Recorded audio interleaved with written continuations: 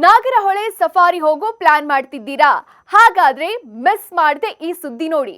ಸಫಾರಿಯ timings ಹಾಗೂ rate ಎರಡು ಬದಲಾಗಿದೆ.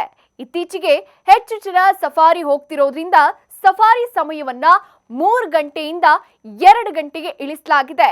ಕಾಕನಕೋಟೆ ಸಫಾರಿ ಕೇಂದ್ರದಿಂದ ಇದುವರೆಗೆ ಬಸ್ನಲ್ಲಿ 3 ಗಂಟೆಯ ಅವಧಿಯ ಸಫಾರಿಗೆ ಒಬ್ಬರಿಗೆ 865 ರೂಪಾಯಿ, ಮಕ್ಕಳಿಗೆ 430 ರೂಪಾಯಿ ದರ ಇತ್ತು. ಜೀಪ್ನಲ್ಲಿ ಸಫಾರಿ ತೆರಳೋಕೆ ಒಬ್ಬರಿಗೆ 855 ರೂಪಾಯಿ ನಿಗದಿ ಮಾಡಲಾಗಿತ್ತು. ಆದ್ರೀಗ 2 ಗಂಟೆ ಸಫಾರಿ ಅಂದ್ರೆ ಬೆಳಗ್ಗೆ 8:15ರಿಂದ 10:15ರವರೆಗೆ, ಮಧ್ಯಾಹ್ನ 2:15ರಿಂದ 4:15ರವರೆಗೆ, ಇನ್ನು ಸಂಜೆ 4:30ರಿಂದ 6:30ರವರೆಗೆ ಸಫಾರಿ ವಾಹನ ತೆರಳುತ್ತೆ. ಬಸ್ನಲ್ಲಿ 2 ಗಂಟೆಯ ಅವಧಿಗೆ ಸಫಾರಿಗೆ 600 ರೂಪಾಯಿ, ಮಕ್ಕಳಿಗೆ 300 ರೂಪಾಯಿ ದರ ನಿಗದಿ ಮಾಡಲಾಗಿದೆ. ಇನ್ನು ಜೀಪ್ನಲ್ಲಿ ಸಫಾರಿ ಮಾಡೋರಿಗೆ ತಲಾ 1,000 ರೇಟ್ ಫಿಕ್ಸ್ ಆಗಿದೆ.